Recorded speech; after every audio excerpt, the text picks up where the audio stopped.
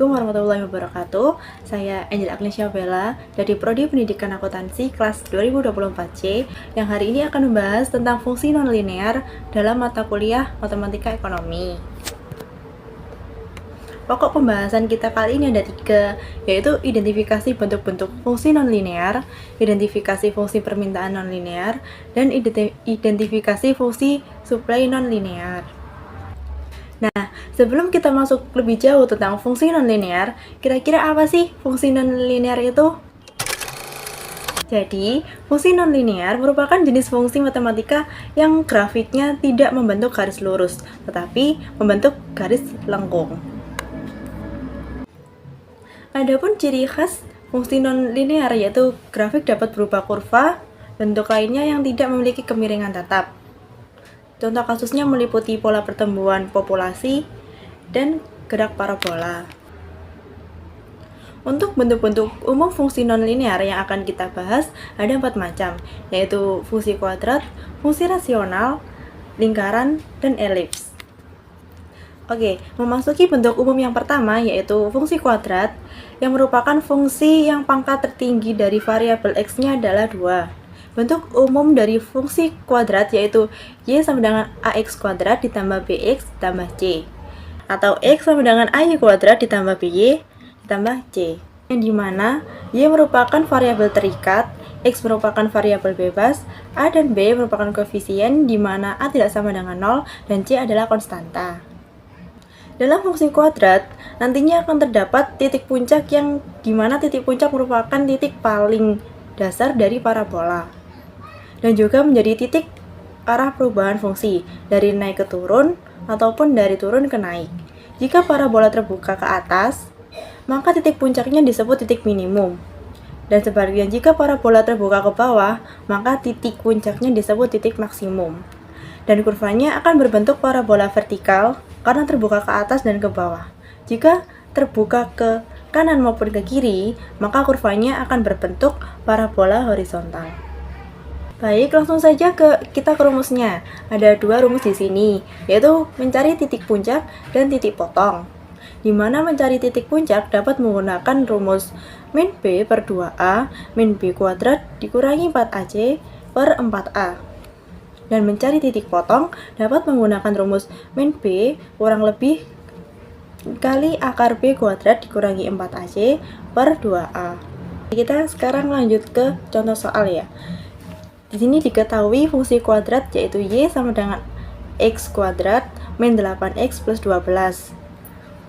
Dan kita akan mencari titik potong sumbu y, sumbu x, dan titik puncak. Langsung saja kita jawab. Pertama kita mencari sumbu y. Dengan permisalan x sama dengan 0, maka y sama dengan 12. Y sama dengan 0 kuadrat dikurangi 8 kali 0 plus 12, y sama dengan 12.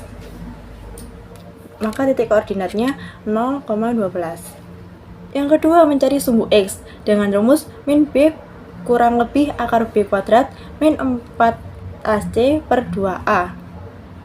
x1 dan x2 sama dengan min 8 min 8 kurang lebih akar dari 8 kuadrat dikurangi 4 kali 1 dikali 12. X1 dan X2 yaitu 8 kurang lebih akar dari 64 dikurangi 48, maka 8 kurang lebih akar dari 16 per 2. X pertama yaitu 8 plus 4 per 2, 12 per 2 ataupun dengan hasil 6. Dan X kedua 8 dikurangi 4 dibagi 2 sama dengan 4 per 2 yang hasilnya 2. Di titik potong sumbu X adalah 2,0 dan 6,0. Terakhir, mencari titik puncak dengan rumus min b per 2a min b kuadrat dikurangi 4ac per 4a. Kita masukkan angkanya yaitu min 8 per 2 min 64 dikurangi 48 per 4 hingga mendapatkan hasil akhir titik koordinatnya yaitu 4 dan min 4. Dan kurvanya akan berbentuk seperti di PowerPoint ini.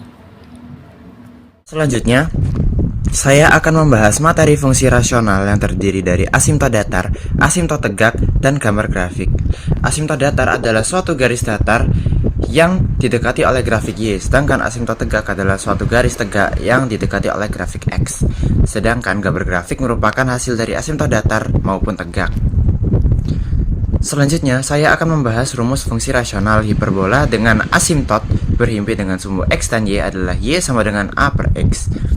Selanjutnya yaitu rumus hiperbola dengan asimtot tidak berhimpit dengan sumbu X dan Y di mana nilai X bukan sama dengan 0. Dengan rumus X min H kali Y min K sama dengan A di mana H dan K adalah pusat hiperbola. H merupakan sumbu asimtot tegak, K adalah sumbu asimtot datar, selanjutnya A adalah konstanta dengan nilai positif. Jadi, sumbu asimtot adalah sumbu yang didekati kurva hiperbola tapi tidak pernah menyinggung. Selanjutnya, bentuk kurva fungsi rasional pada gambar pertama. Jika menggunakan rumus Y sama dengan A per X, maka kurva akan seperti ini. Sedangkan, jika menggunakan rumus X min H kali Y min K sama dengan A, kurvanya akan seperti pada gambar kedua. Selanjutnya, saya akan memberi contoh soal fungsi rasional. Jika diketahui 2X plus 8 per X min 3, kita akan mencari asimtot datarnya, yaitu Y sama dengan A per C, dan asimtot tegaknya, yaitu CX plus D sama dengan 0. Berikut adalah pembahasannya. Yang pertama, kita akan membahas asimtot datarnya terlebih dahulu. Y sama dengan A per C.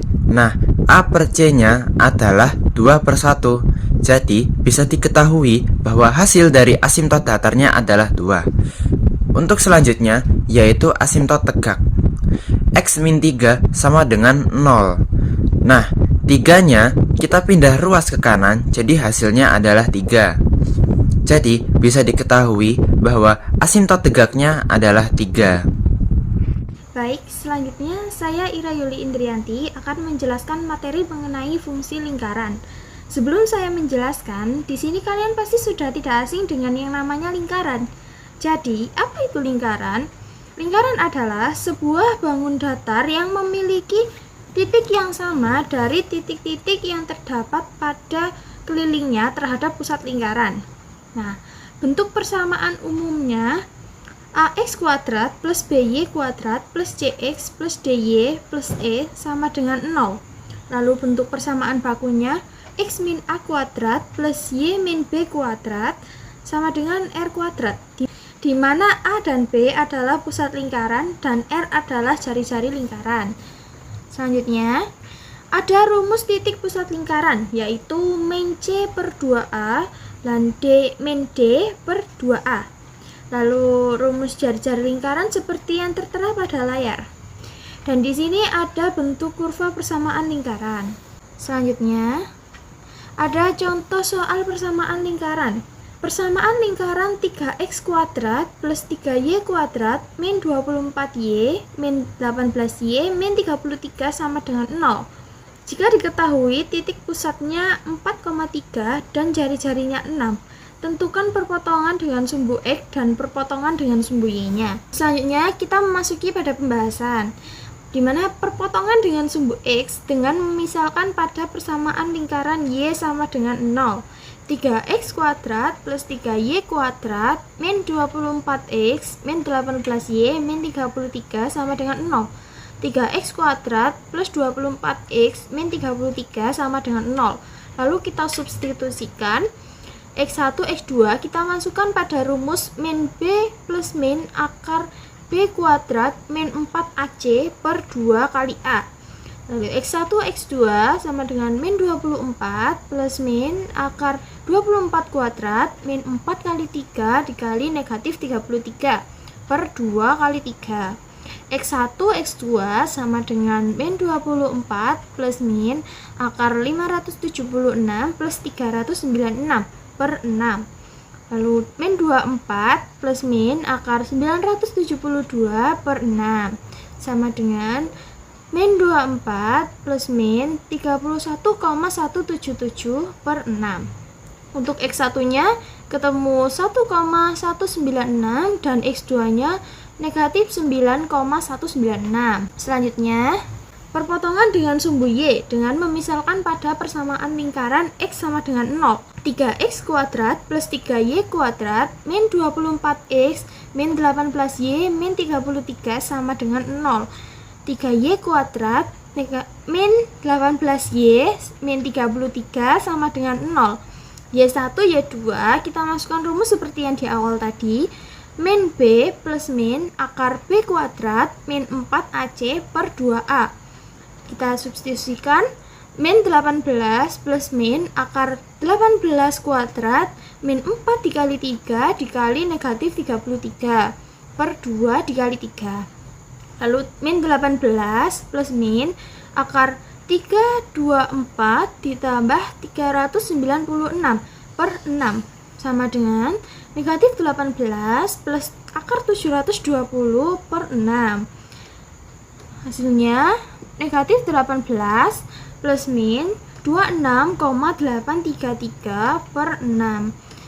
Nah, di sini Y1-nya ketemu 1,472 dan Y2-nya ketemu negatif 4,72. Ini saya akan melanjutkan materi yaitu elips. Nah, sebelum masuk ke materi selanjutnya, perkenalkan nama saya Dia Pratiwi yang akan membahas elips.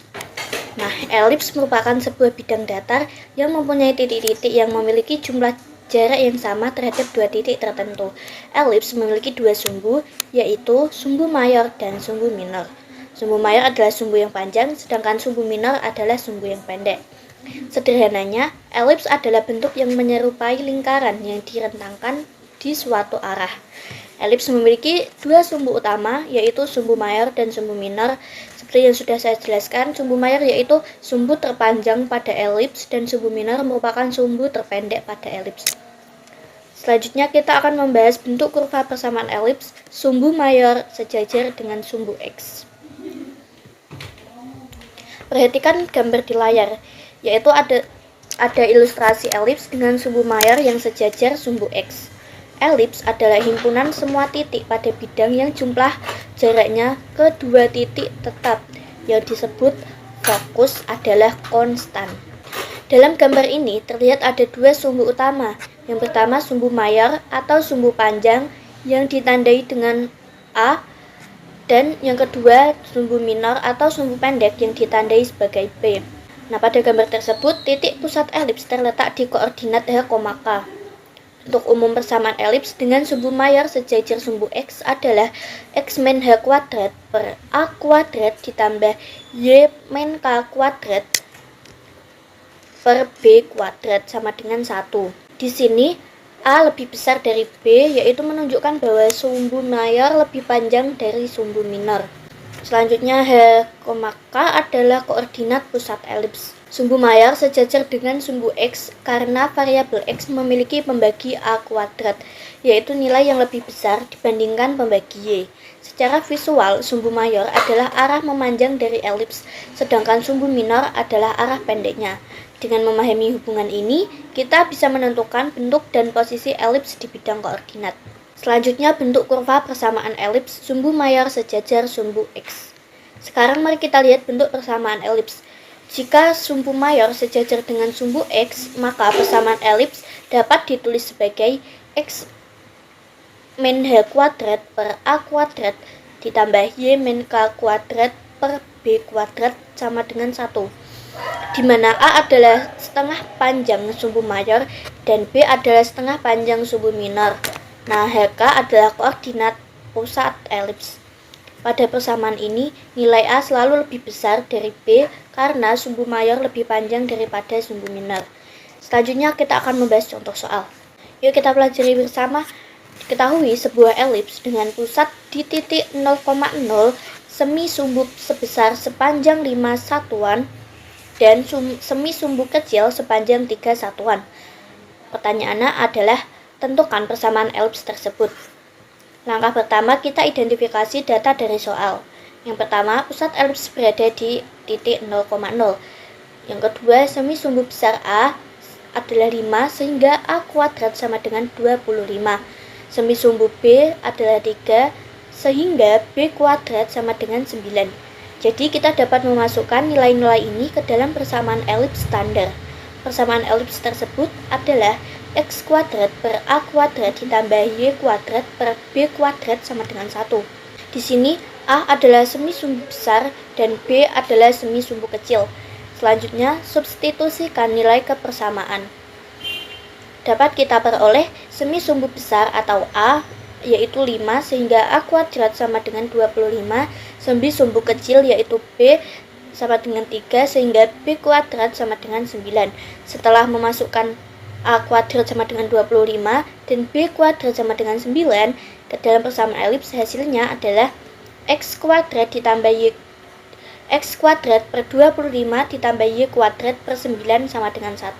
Jadi itulah penjelasan lengkap tentang cara menyelesaikan contoh soal persamaan elips dengan langkah-langkah yang sederhana dan mudah dipahami.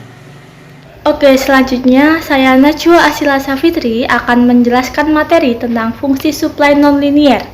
Apakah kalian pernah tahu apa itu fungsi supply nonlinear? Atau ada yang sudah pernah mempelajari sebelumnya? Baik, jadi teman-teman semuanya, fungsi supply nonlinear adalah tipe fungsi yang menggambarkan hubungan antara harga dan jumlah barang yang ditawarkan dan tidak berbentuk garis lurus. Terdapat dua jenis fungsi supply nonlinear. Yang pertama ada fungsi kuadratik dan yang kedua yaitu fungsi eksponensial. Kita akan membahas fungsi kuadratik terlebih dahulu. Fungsi kuadratik yaitu fungsi yang digunakan untuk menggambarkan kurva yang memiliki perubahan kecepatan penawaran. Bentuk umum dari fungsi kuadratik yaitu Qs sama dengan AP pangkat 2 ditambah BP ditambah C, di mana Qs yaitu suatu barang yang ditawarkan, P yaitu harga barangnya, dan ABC adalah konstanta. Oke, sekarang kita langsung masuk ke contoh soal dari fungsi kuadratiknya supply nonlinear. Diketahui fungsi supply kuadratiknya yaitu Qs sama dengan 5P pangkat 2 dikurangi 2P ditambah 10. Jika harga barang atau P sama dengan 4, maka berapakah jumlah barang yang ditawarkan? Nah, sekarang kita masuk ke pembahasan dari soal tadi. Diketahui P sama dengan 4, rumus dari fungsi kuadratik yaitu Q sama dengan AP pangkat 2 dikurangi BP ditambah C. Lalu kita jawab dengan memasukkan dari contoh soalnya tadi ke dalam rumus. Q atau Qs sama dengan 5 dikali 4 pangkat 2 dikurangi 2 dikali 4 ditambah 10 sama dengan 5 dikali 16 dikurangi 8 ditambah 10 sama dengan 80 dikurangi 8 ditambah 10 sama dengan 82. Jadi, jika harga suatu barangnya adalah 4, maka jumlah barang yang ditawarkan di pasarnya adalah 82 unit. Kemudian ada jenis fungsi supply nonlinear yang kedua adalah fungsi eksponensial, yaitu fungsi yang digunakan untuk menggambarkan perubahan jumlah barang yang ditawarkan dengan laju yang semakin besar atau kecil. Bentuk umum dari fungsi eksponensial yaitu Qs sama dengan A dikali E pangkat Kp, di mana Qs itu adalah jumlah barang yang ditawarkan, P yaitu harga barangnya, A adalah konstanta awal, E itu eksponensial, dan K adalah tingkat pertumbuhan atau penurunan ya teman-teman. Mari kita masuk ke contoh soalnya ya teman-teman. Diketahui fungsi supply eksponensialnya itu Qs sama dengan 5 dikali E pangkat 0,2P. Jika harga suatu barang atau P-nya sama dengan 3, hitung jumlah barang yang ditawarkan. Oke, mari kita selesaikan soal tadi ya teman-teman. Langsung saja kita tulis rumus dari soalnya tadi yaitu Qs sama dengan 5 dikali E pangkat 0,2 dikali 3. Kemudian Qs sama dengan 5 dikali E. Lalu pangkat 0,2 dikali 3 sama dengan 0,6. Kemudian E pangkat 0,6 jika dihitung menggunakan kalkulator ilmiah, hasilnya yaitu mendekati 1,822. Lalu Qs mendekati 5 dikali 1,822 yaitu 9,11. Jadi jumlah barang yang ditawarkan atau Qs-nya adalah 9,11 unit. Baik, terima kasih dan sekian presentasi dari kami tentang fungsi supply nonlinear dalam ilmu ekonomi. Mohon maaf jika ada kesalahan kata dan lainnya. Serta sampai jumpa teman-teman semua.